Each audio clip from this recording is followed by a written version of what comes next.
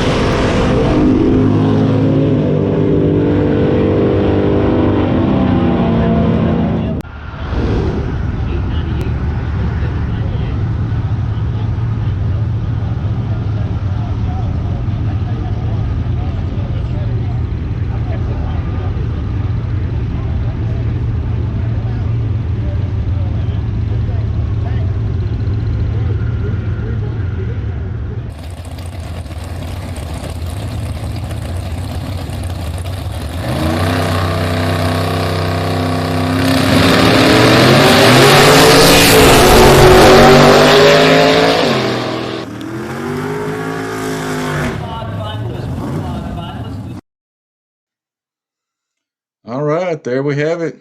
That last run you seen was the first round of the buyback. We had sat in the lanes quite a while waiting for a oil down to be cleaned up. Track did a great job. Pulled up there, left a little late, tried to run him down, ended up breaking out with a 578. So we will be back at XRP in October. So come out and see us. You get a chance. Appreciate you watching the video. Subscribe, like, comment, and we'll see you next time.